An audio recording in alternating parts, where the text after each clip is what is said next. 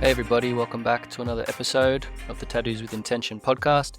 Thank you all for being here and tuning in again.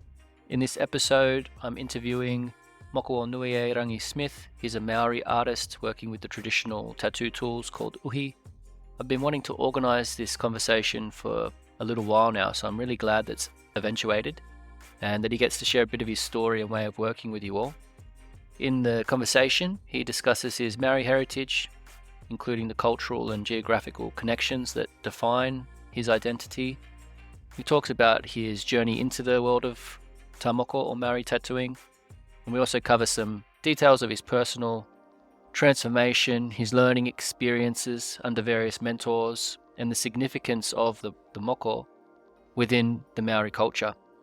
He also emphasizes the importance of culturally sensitive and informed tattooing, as well as the role of the tools and the techniques that have been passed down through the generations.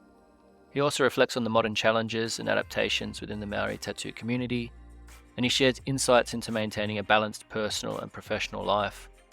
And just for a little bit of background, I first met Moko in 2019 in New Zealand. I turned up at his apartment in Auckland to begin a pretty big part of my own tattoo journey so far. I'd already been extensively tattooed at that point here in Australia, being within the tattoo industry, and the project we embarked on was basically a cover-up, a big job of going over, covering and reworking a large portion of the tattoos that I'd already received. And when I arrived there that first time, I hadn't actually experienced being received and taken into the tattooing process in a way that felt familiar to how I was working with people before. It was pretty special, and it still is increasingly so when I get to go over and spend time there, take time out from doing tattoos myself and go and receive some work. So I'm very grateful for what it is that's been opened through that connection, and I'm really glad that he's able to jump on here and share a little bit of what it is that he does and knows with you all. So I hope you enjoy the episode, and I'll tune in with you again afterwards. Tēnā tātou, ko te arawa te waka, ko te hei a te maunga, te Rotorua nui a kahu te moana, wa wahau, te awa, tarimano te marae, ko tawa ki heima te tangata. Tēnei te urihonga mā tā waka e mihi nei, mihi nei. My name's Moko-nui-a-rangi Smith. I'm a descendant of the Arawa tribes, as well as other tribes from the Tainui area and from the east coast of Aotearoa, New Zealand. Whānau is more centred towards the Rotorua district and the Waikato district. And so we place ourselves geographically and culturally underneath the maunga of Tiheia and our lake, Ngā Moana, te Rotorua nui a kahu, and then our waka being te Arawa waka, our kind of the waka whose marae we go back to the most. Yeah, so as Māori, I connect back to these geographic localities that kind of really feed us, shelter us, define us in a way, give us boundaries that we call home. And as Māori, we kind of state these things to make it clear where we're from. Yeah, nice. And you're currently located in Auckland, hey? Currently located in Auckland. Yep. Been here for 6 years now. Okay. So grew up in Hamilton, located in Auckland, and then throughout that, the Rotorua area, the geographical locations you're talking about, hey? Yeah. Yep. Yeah. Nice. Rotorua is about an hour and 15 minutes from Hamilton, so it's easy access. And you said you go back there for family events. How regularly are you traveling back and visiting the marae there? Sadly, at the moment, not as much as I would hope. There's events there every day, whether they're maintenance or kapahaka, our dance and song groups, which are really competitive over here. And they work really hard, and they have their noho, their kind of live-in situations. They learn all their content on the marae, and that they have their season. They're there all the time, working hard. So I miss out on a lot being up here in Auckland. Mm. And I mostly get back for uh, tangi, our funerals, which I also miss out a lot on because it's Mm. fairly consistently tangi being held on the marae. Um, Yep. but also, at the moment, I give precedence to our Moko Wānanga. You could almost call it a seminar, but Yep. it's much more intense and culturally placed than a seminar. Everyone lives together for the weekend within the same meeting house, and it's a day and night immersion into everything that's wanting to be covered. And I've got cousins who are running those back in Rotorua. While we're really busy Okay. with babies and everything, I try to get to those at a minimum. Yeah, that's it. That was on the evening before I left last time I was there, hey? Yeah, yep. We had Yeah. one. They had one in Auckland, which was the first that they had organised, and that was very well attended. And these started off. They're called the Moko-nui-a-rangi, kind of living moko or moko being in full life. And they were created by our cousins to help make sure that practitioners had a good understanding of what they were working with and not just executing things on a design level, but actually knowing stories behind the patterns, knowing cultural contexts and tikanga protocols and ways of operating, having a safe space to ask questions and all of that. So it started off as a practitioner centered Wānanga, and it has grown out to also include those who are interested in wearing moko and have questions. Yeah. Beautiful thing. Yeah, the revival has happened for the last 40 years, but this is, yes, another initiative by that crew to take care of some of the grey areas, some of the Mm. areas that have been left in the shadows a little bit, just in trying to keep your head down and keep your work going. And at the same time, the art form has gained popularity to such a degree that all of a sudden there's a whole lot of practitioners and people on the sides who have picked up the machine but aren't really versed in what they're doing. Yes. Got a place in their career where they can pop their head up and go, "Hey, we've got to sort this out now." Yeah, so it's a bit of housekeeping, but it's coming from a place of wanting everyone that's participating to be informed and that sort of thing, opposed to trying to keep people out. Is that right? Absolutely, boom. Absolutely. That's beautiful. Yeah, Yeah. that's really admirable Yeah. to be happening. Of course, there's challenges laid down within that wānanga, Mm. but it is really beautiful in that I guess that's a very Māori way of operating, eh? You know that those people are relations on some level or relations of your relations on some level, and everyone's a bit connected. So you know that if you kick them out, it's not going to stop anything. So it's better to pull people in and really foster them. And that's a Yes, very Māori yes. way of operating. We try not to leave people behind because eventually you're connected to them anyway. Yeah, Uh, it's just going to cause some type of friction later. Absolutely. Yeah. So we're very lucky to have those, and I'm honored to be able to help out in my small way. Yeah, no, I think it's great hearing that. And it's again, it shines a bit of a light on the lack of that community, I suppose, within the tattoo culture that we have, Mm, say, here in Australia or in other places. So I'm still optimistic that we can get there as well. But hey, if we just backtrack a little bit, you were mm, talking mm, about one of the things that's a regular occurrence is the funeral or the tangi, I think you called it, at the mhm. marae. And if I recall correctly, it was at one of those funerals potentially that part of your segue into tattooing started to happen. I got Um, that right?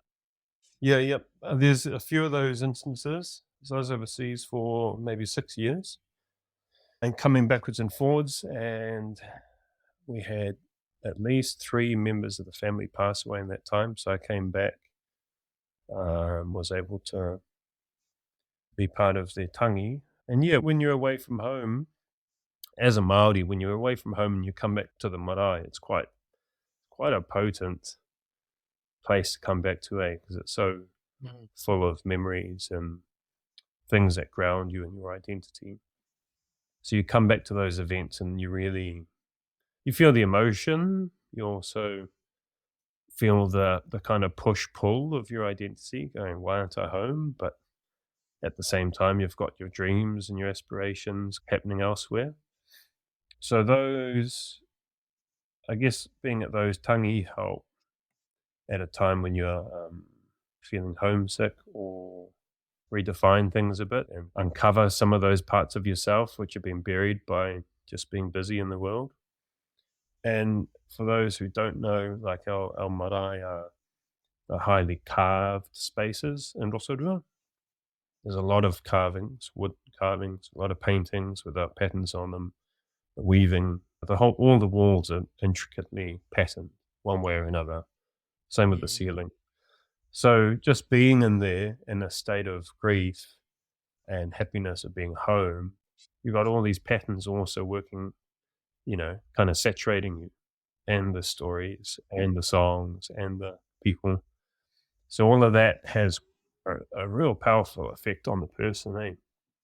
For me, it was, in a way, it helped me to reorientate myself and define a little bit what I wanted in my life and how I wanted to contribute. And I just came to the place where what I was doing in the theatre world wasn't really what I wanted to do. I wanted to be more within that space of tāmoko or visual arts, working with my hands, because I found that stuff to be the most potent influence on me, and that's what I was falling in love with more and more. But yeah, in our carvings and the paintings that are in our marae, there's a lot of carved moko, and I've always been in love with those within the paintings and the carvings, and they're really fascinating. So I was always drawn to that, and I think just at that time in my life, it came really to the surface, and I guess was coming towards a bit of a crux point in my life where I had to make a decision and had to just cast off some of the old self and get ready to go forward. How old were you about then? I guess some of those stronger moments were 25, 26, 27. Yeah, okay. Yeah. And as Māori, we'll kind of have, to one degree or another, we've all got that dream of wearing moko, which is usually a bit obscured by fear and shame and trepidation. And yeah, when you go back to those places, you get re-inspired, but then you know what's involved and the expectations around it. So it's a bit of a thing of building up your courage to walk that path. Eh? Do you mind, or actually two things. One, were you tattooed at all at that point?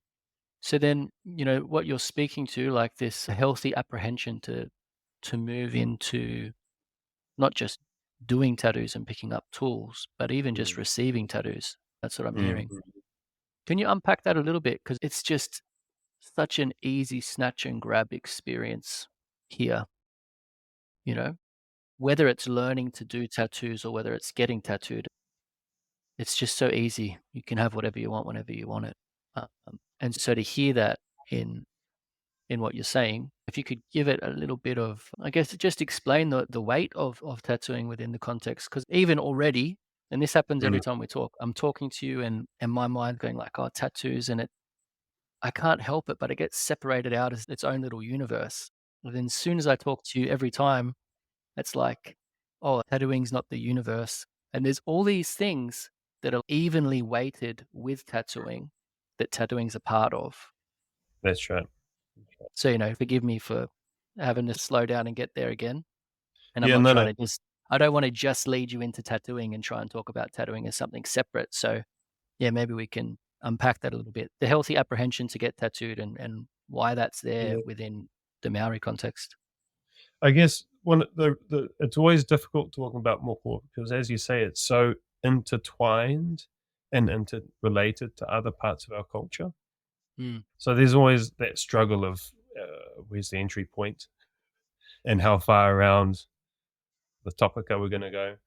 But yeah, it's very true. And I see it today as a practitioner and my clients. And I really appreciate when I hear that kind of trepidation or whatever it is, self-preparation in some ways. within their story because I totally relate. And that goes for Māori who have grown up in the urban environment to Māori who grew up on the pā, in the marae. Things have evolved in the last 4 decades, in terms of our personal approach to moko and the personal expectations and the societal expectations around it. But we're all trying to navigate it separately in a way. And each family's got its own baggage and its own criteria and its own expectations. And even they didn't wear that much moko, and what they did wear was really special and had a lot of intention and weight given to it. You think, wow, when I'm going to wear mine, I've got to be on that level, and it's going to have that level of consideration going down. And, as a practitioner, I've evolved. I don't hold things that loftily out of reach of people, but that's certainly how I held it. And because of that, I just, you set your expectations and you have to ask yourself, have I got the courage to grow into that person that I think I should be if I wear that? And who is that person and what are the parts that make that person up? And I started to break things down into smaller steps. If I'm going to be that person, what makes up that person? How do I achieve those things? How do I learn those particular bits of knowledge? So there was all of that going on internally growing up. And then when you get overseas and you step out of your culture, you hold it really dearly in your heart, but something also falls away, and that you start to not feel the same societal expectations or iwi expectations. So you kind of just go, oh, hell, the world's a free place. Let's just do it. And then you come back and you go, holy heck, what was I thinking? This is a big world with a lot of depth to it. You can't just throw yourself in. And so you're bouncing between these things when you live overseas or you live away from your marae even. And then I think as I came back, I could just sense things were within the culture, things were just relaxing a little bit. There was a big push to normalize moko and to kind of combat, this is other practitioners, right? Combat I guess the weight of what people were putting on moko and therefore stifling a lot of people's kind of hopes to get it. So yeah, our senior practitioners had done a lot of yards, made a lot of effort to expose moko to more people within the marae, hold these big gatherings where you do moko on a couple of people, but there'd be 200 people watching and supporting relations. And that way get to familiarize people with it, get to destigmatize and demystify it a bit, and just allow people to see, hey, this is something that's approachable, and you have to step up when you wear these things, but that's not denying you of it. So softened, and it continues to soften, and it continues to get more normalized. And I think I sensed that, and when the opportunity came to get marked by my teacher, I felt, yes, I can step into this now. And my first markings have got particular stories to them, which I was walking at that stage. So it felt like this is very honest to who I am and where I'm at right now and my genealogy. So let's do it. That felt like it wasn't out of reach. Yeah, there's a few things that I hear there and I've got questions about. I do want to move towards talking about your teacher and that sort of next staging that you're up to. But hearing your reflections about that going, okay, internally, can I wear these markings and be the person that they represent? Was happening before you got tattooed, but has that continued to happen for you like once you got tattooed? Because you're talking about the softening and this, I guess it's a bit of a balance. You want to, again, open it up to everyone so they feel like it's accessible and approachable, like you said. But at the same time, you don't want to dilute it. And I know I've found for myself and people I'm tattooing, you can't fully know who you need to be wearing it.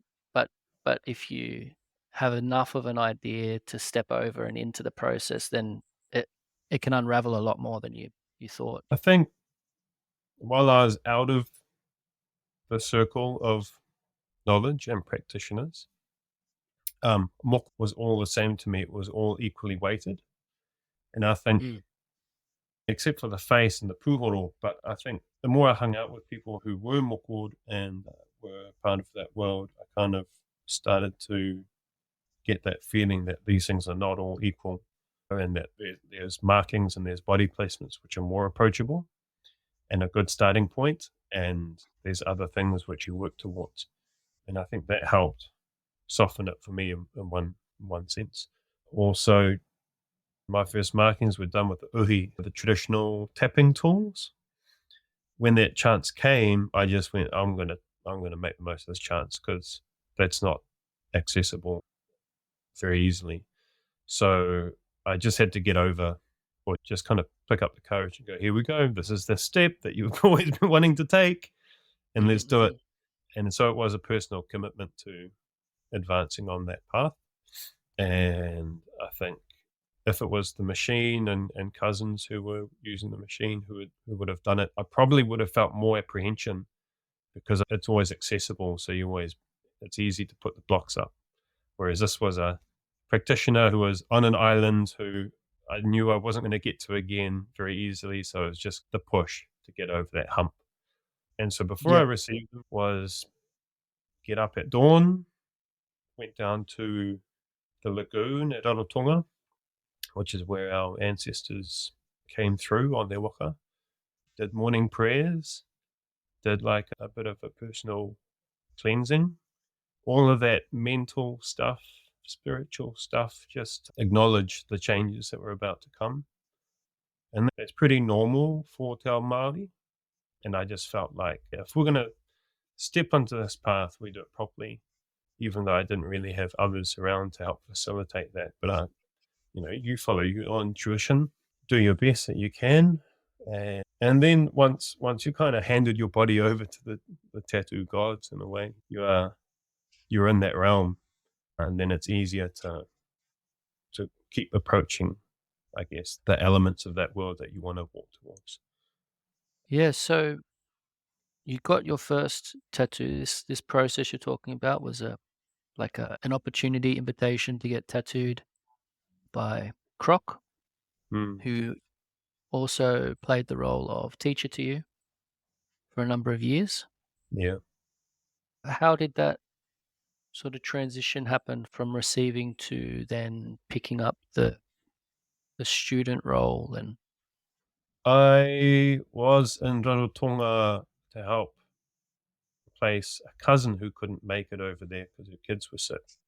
And she had organized an event with one of the universities here to do a climate change, art, activism, biennial over there seminar and series of events. And I went in her place and I was the runaround just to help make sure things were going smooth. And through that, I was working with Croc's wife, Annie, who was one of the organizers. She was the head organizer on the ground in Rotorua, Mhm. and she is Rotoruan. Through working with her, I met Croc, and I knew Croc was going to be there. So I'd actually prepared to take some of my tools over. I'd been making tools and bone carving a bit for a few years and just had them as a personal little thing that we play with in your fantasy world at home, hoping one day you'll you can take it further than your bedroom. So I had a bunch of tools and I just went, you know what?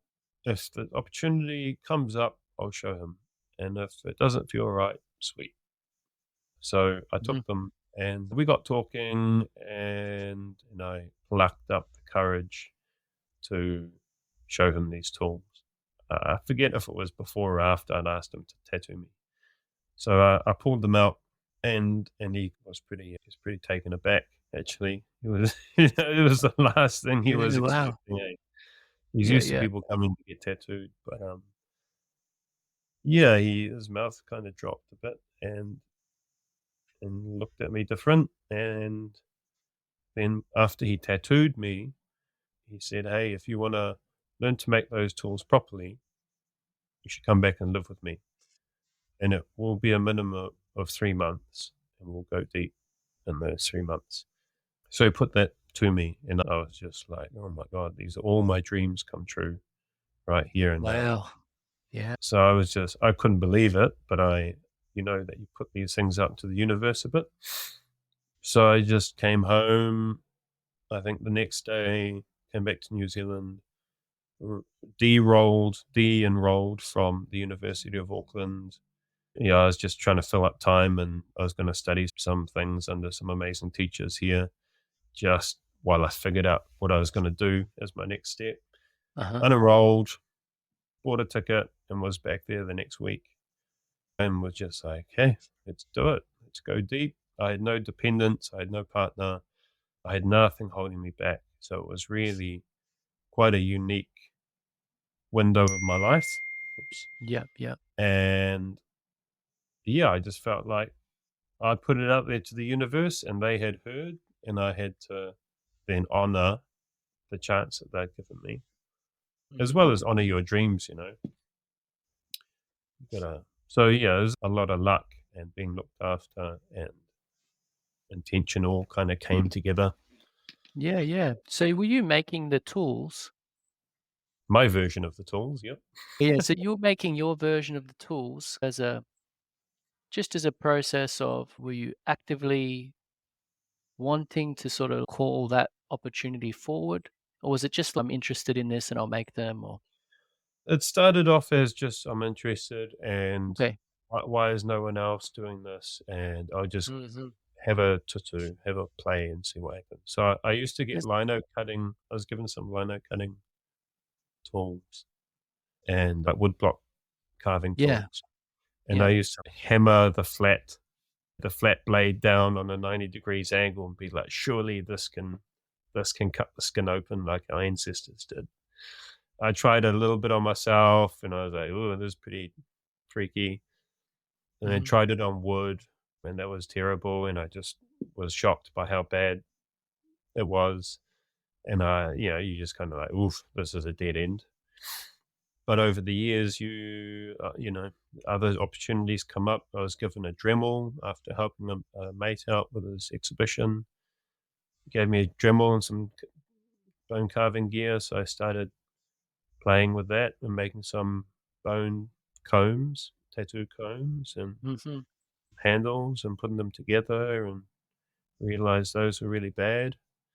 But just really enjoying that process of, I guess, searching internally, trying to figure out who I was and what I wanted in the world, Mm. and searching materially, trying to figure out how they made these tools and how did they make these moko. Yep, yep. Um, and that I guess it sustained me through a pretty gnarly theater school degree. Mhm. Drama school was pretty intense. That was my little self healing stuff.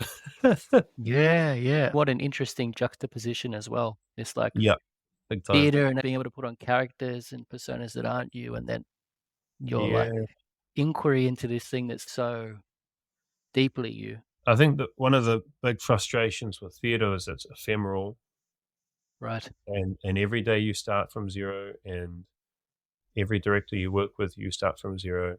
Whereas working with my hands was like instantly satisfying. The idea of putting physical things into the world, which had their own life and their own kind of lifespan, was really satisfying. The more I learned in theater, the more I just realized how amazing our own art forms were, kind of just cross fed. Yeah. There's 2 things that I think intersect that we can move towards. One's obviously your teacher's croc and Inya, and the other's the tools themselves. And I guess Mm, because, like you were saying, you were making your version of the tools, and then Croc gave you this invitation and offering to learn how to make them properly, you said. mm. And so I guess that comes down to the knowledge of a way of doing something that's handed down and passed to you that you've now received. Is that right? Yeah, Yeah. it's very much a chain of knowledge that's been handed down. Yeah, Can lineage. you talk us through that chain, like what it is that you have learnt and where it's from and Mm, how Croc fits in and Inya fits in and those pieces? mm. Yeah, yeah, it's quite an amazing little, surprising because my first teacher, Ben Croc, who's born in England, not Pacific, but who is holding these tools, which are so dear to our people. So he's an amazing anomaly. And Yeah. then you have his teacher, Enya, who's Māori, who, they lived together for a decade. And All right. yeah, and Enya comes from a lineage of Tāmoku artists from the old world. And so he's got it in his family. He's part of that revival generation who in the 80s, they'd already started to kick off in the 70s, but it gained a little bit more momentum in the 80s and 90s when a few of the other practitioners picked up the machine as well. Enya had helped with designing the moko on Once for Warriors and was Oh, yeah. approached a lot by our people to draw and design their moko. And he was kind of like, no, I do this with a vivid, not with a machine. But the requests were so common that he realized he should actually pick up the machine. As part of their genealogy, he went to talk to his family, and I shouldn't actually speak to that side of things, but there was a resistance. And he went to England and he learned to use a machine over there. So he came back with that hunger to moko with the machine, and he did one of his first pieces on my partner's father, some of his first Yeah. pieces. And it's great to see that still walking around today as a milestone in both his journey, but also, I guess, the return of tā moko to the Auckland area. And then Enya started one of the first Māori tā moko shops in Auckland, which was Moko-nui-a-rangi.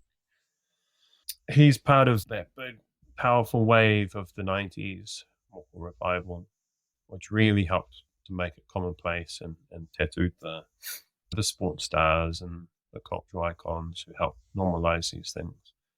And then his teacher, apart from the machine teachers, who were the Alex Binneys and the Philip Lus and those guys you'd hang out with back then to learn how to shade and all of that, he had his Samoan teacher, who was Paulo Suruape, who was a tattooing chief of that time.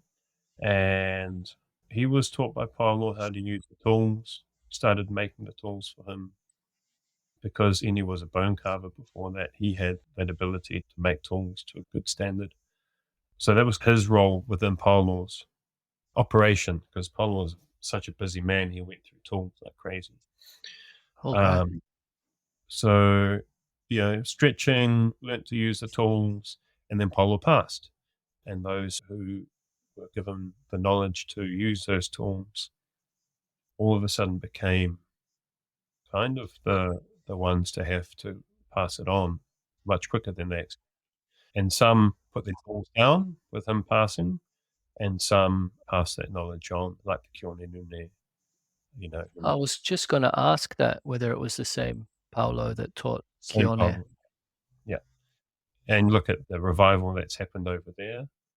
Paulo was really like a big initiator of a lot of waves and a lot of growth that happened within the Moko revival, the Tattoo revival, the tattoo world, really.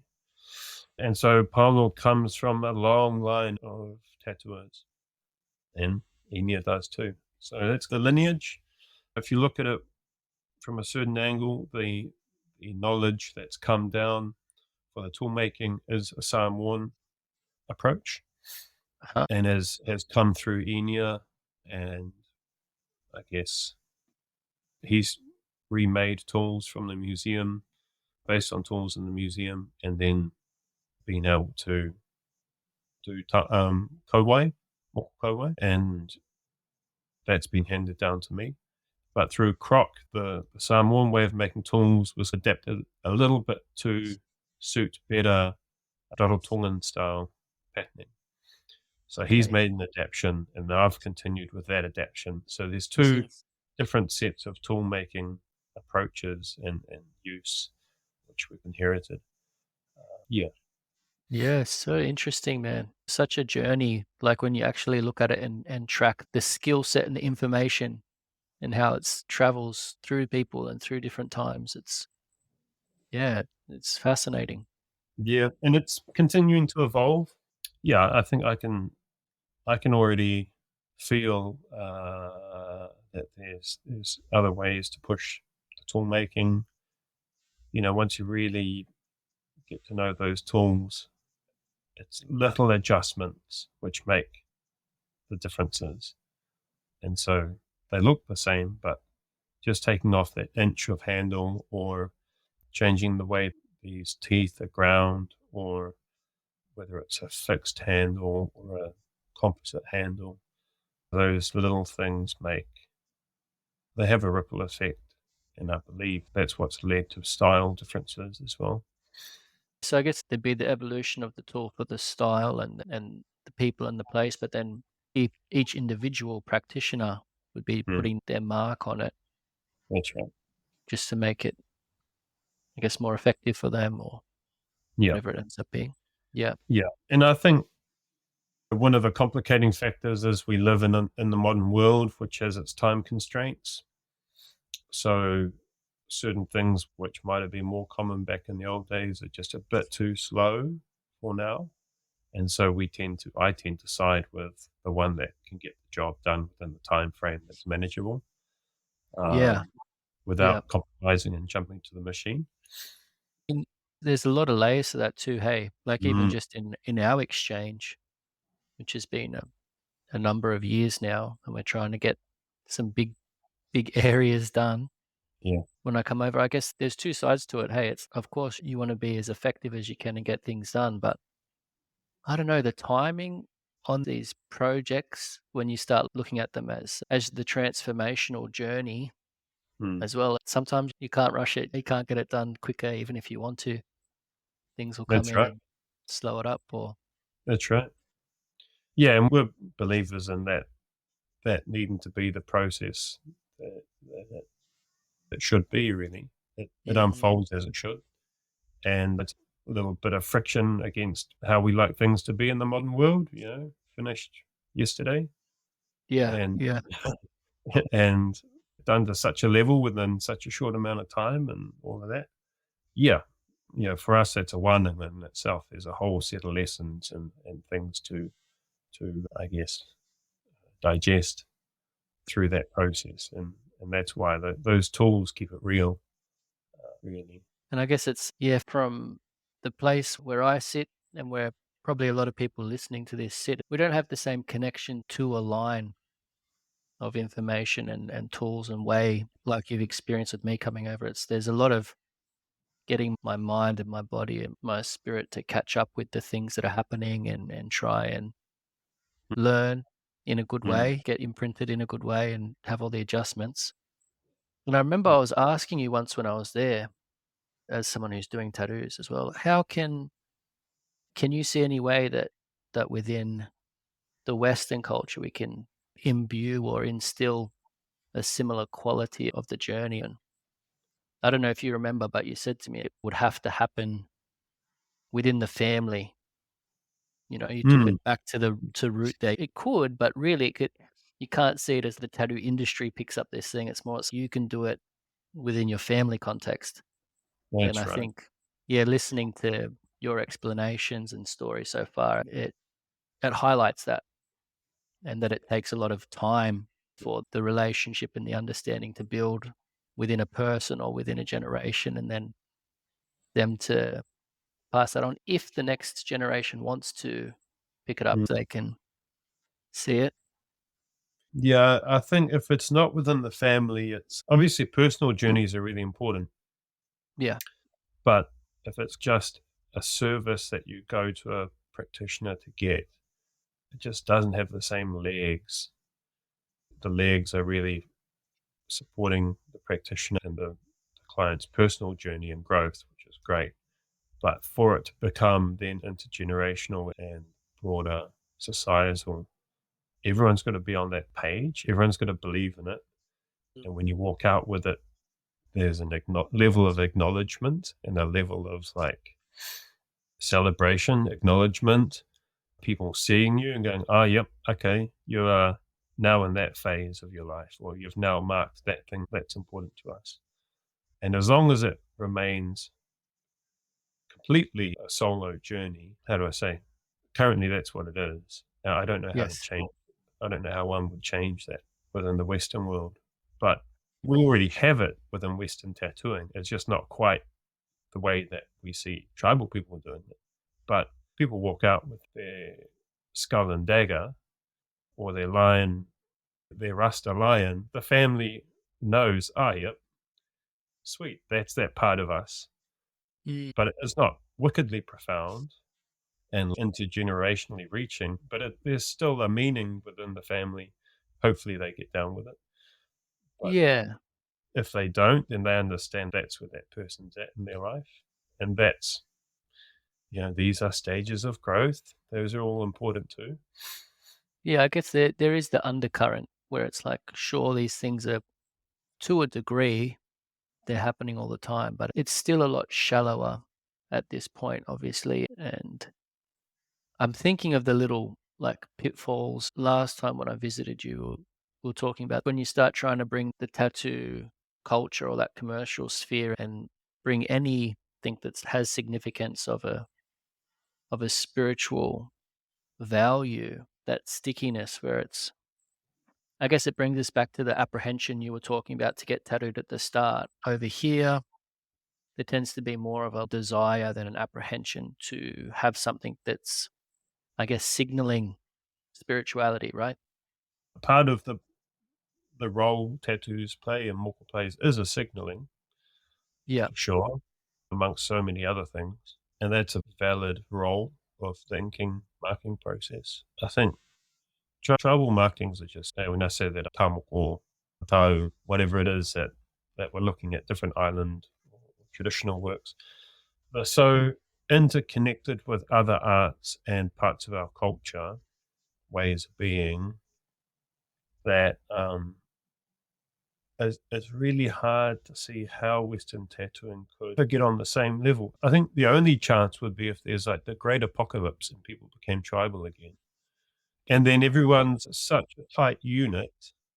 Once you get back to small units where everyone's on the same page and you have a microcosm of culture and narrative and roles, and then if that unit would start to create markings that aren't just between friends but are between family, uh, Community.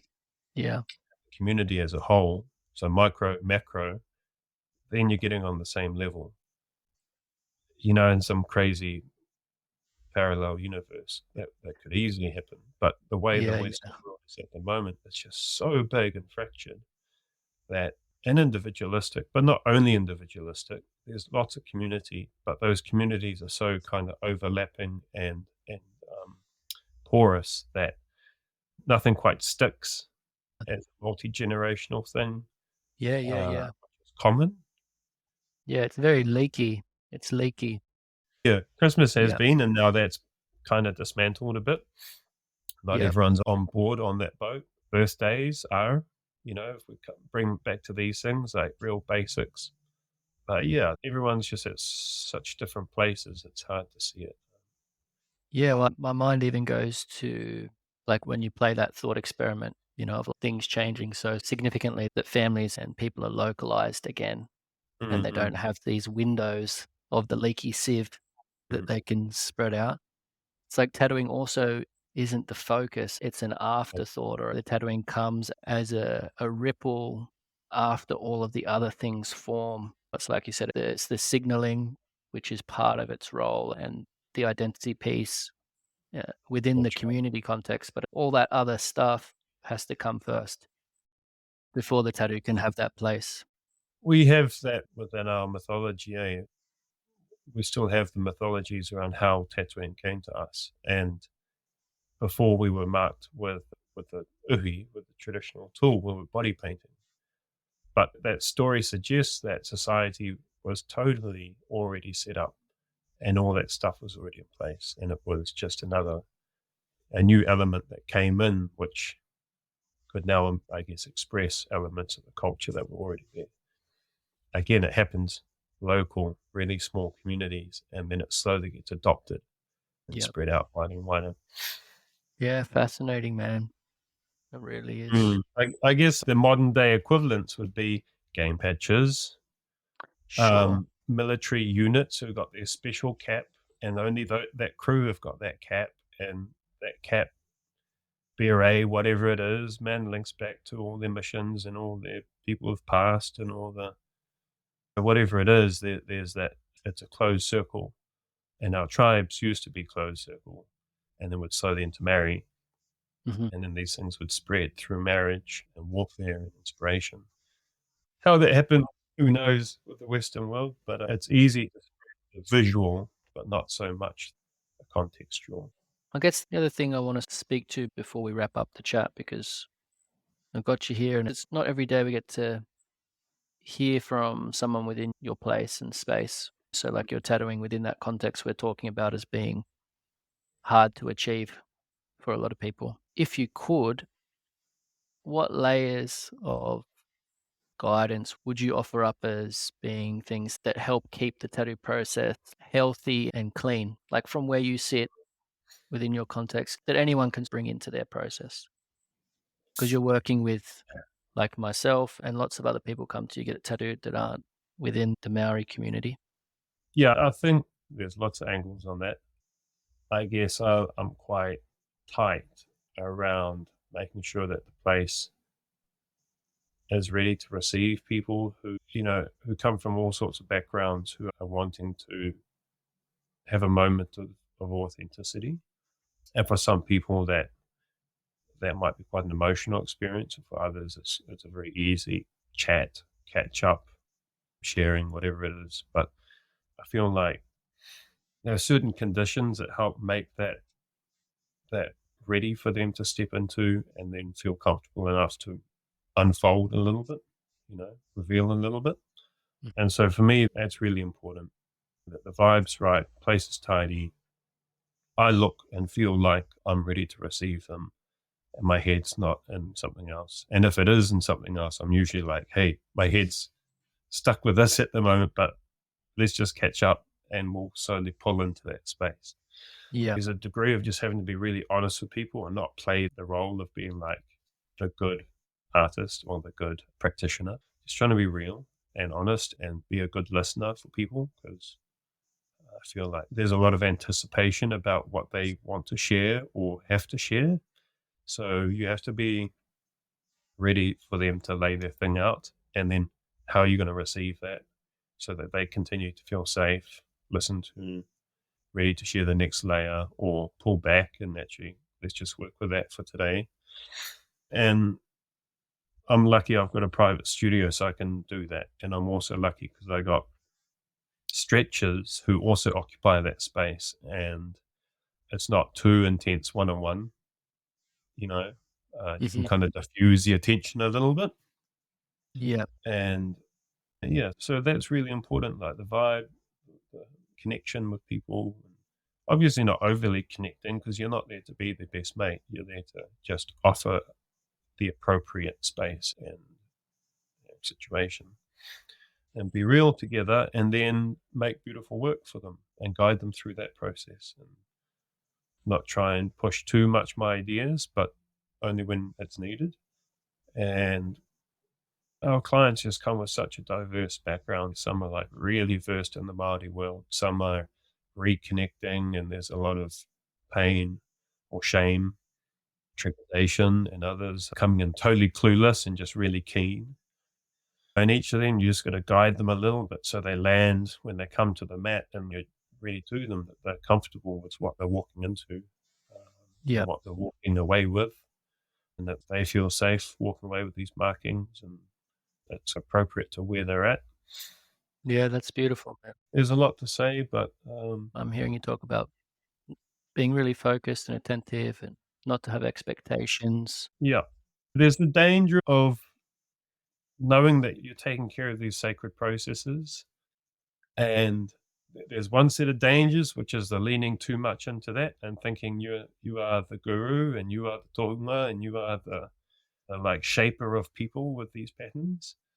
And that's a tricky space to push into, and some people do, and it's dangerous. But you still occupy that role.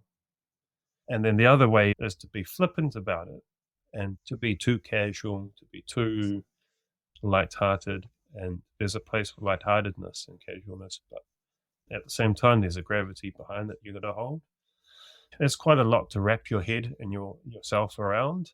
So yeah, I don't much of a life other than family and training and my community, because it would just tip me out of that ability to hold that space. This is stuff I learned from Croc and Enya, who both they just live. They are, like, I saw Croc as a tattoo god. Like, he just was tattoo. It's just Moko. Like, that's all they are, other than motorbikes. They just are bathing in that pool all the time. And so I've learned to be the same, kind of like a fucking frog in the pool, in the ponds, Yep. It's just Yep. where you belong. Yeah, I appreciate the openness and sharing and giving us all those sort of layers of insight and introspection. Appreciate the place you hold as well and the work that you're doing. So thank you, man. Really do. And yeah, how's the training going? Just to pull us out of it and start to back up a bit. How's the training been going? And Oh, it's so refreshing, It just, yep, between family and Moko, it's a very nourishing space, because it just changes the energy. that's right. All that control that you've got to exercise at home and in the workspace, you can just shake it all up a bit at training and have a wrestle with your mates and push and pull and get smothered and smother someone else. And there's a whole world of technique and personal growth to have in there, and collective growth, helping each other learn. It's such a beautiful thing to plug into, and I would struggle without it. Yeah. The importance of having these things that are your grounding and refreshing place. And yeah, like I talk about that a bit with my students, saying you've got to have these things, because it gets a lot after a while. And yeah, the self-care stuff's important too. Totally. I think that's why I thought I'd lead us there to finish the chat up. I was being able to step out of the place you're talking about in that space of people and doing that work, and having to be really aware and attentive and not let the stories take hold. I found it the same. I had a little hiatus when the baby was born, so I stopped training for a couple of months there. And now I'm back in. I'm just like, man, this is so important. Hey, getting into the dojo and just kicking some pads and stuff and moving energy that way. Yeah, I know a few artists where really dedicated fellas doing their thing, and you see the parallel with the martial arts becomes a whole nother world for them, where they're just as dedicated, but they can step back into a different place and different role. And that's right.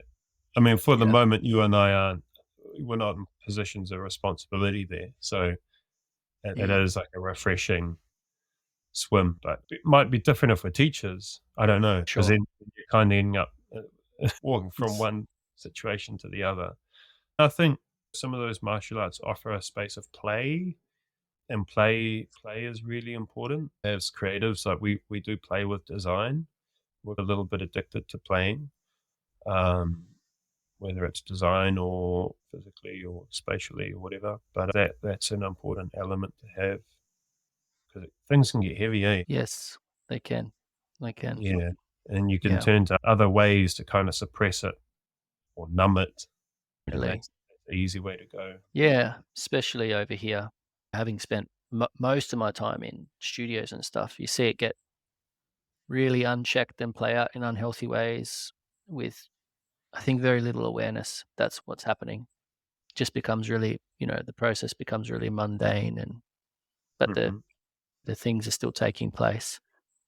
Well, it's lucky with Enya, he lives on a farm, so after tattooing, would sometimes go move the sheep or move a motorbike, and that stuff just felt really refreshing. Or we'd do some carving, we'd set up a lako on a log on the deck, and we'd do an hour of carving after work. And that stuff was like, oh yes, this is rejuvenating after a day's tattooing and focus and space holding. Yeah. And so I was like really quick to be like, damn, this is an awesome balance. And then seeing my other mates who are in the studio and they would go straight from tattooing to the bar. And the bar was the refresher, but it kind of takes your legs up from underneath you, and then you got nothing left to give for the rest of the day or whatever. And I was, wow, you got to set these things up. Otherwise, it's very easy to go to the default, which is to have a drink or Yeah. whatever else it might be. And yeah, I think Auckland's quite awesome in that we all know each other and we all care for each other. There's not a lot of competition here. There's a lot of Mm. enjoying to catch up with other artists and check in, how you going, and just because it's a small community. So Yeah, that's nice. yeah, there's a bit of a thing here where we go, hey, let's all have a workout together. So 3-4 artists will get together and have a workout just for a bit of mental health and bonding, and then others all go to this gym and others train here, and it's pretty special really what we have. Yeah, nice, man. Yeah, I'm Mm. really looking forward to getting back over and visiting again, hopefully before the year's out. But we'll see what's on the cards, see how it Well, unfolds. yeah. So before we wrap up, I'm going to put your website and your Instagram links in all the show notes. But is there anything specific you would like to point listeners to if they're keen to see what it is that you're doing, or is there anything you're working on in particular? And not myself especially. I think there's some good watching, whether you can access Māori TV or find episodes online. But there's a couple of shows, and one's Skin Indigenous, and another one is, I believe it's called Moko. And they're both series that travel around and look at different Indigenous practitioners and Māori practitioners who talk about their practices and, you know, other issues happening, other things that they're navigating. Yeah, if people want a bit more of see a lay of the land and other practitioners and what they're up to, that's really interesting. Also, you can follow the Moko Instagram, because through that you'll see a lot of Māori practitioners being on there, and then it's easy to kind of branch out and follow other people. All right. Thanks again, man. I really appreciate your time and your focus and your attention. I know you're busy. Thank you, bro. No, thank you too, bro. Been great talking, and I look forward to us hanging out when it happens. Yeah. Nice. Me too, man. So I hope you had some time to listen closely to that conversation and can see the allocation of the significance of tattooing within the broader context of Moko's community, and that there's some takeaways for you. Thanks again, Moko, for sharing with everybody so openly. All of the links to what Moko spoke about at the end there will be in the show notes, the TV series that you can check out to go a bit deeper, also his personal Instagram and his website. So check it out. And if you want to give us a follow or leave a review of the actual podcast, that'd be great in getting the word out to other people so they can listen along as well.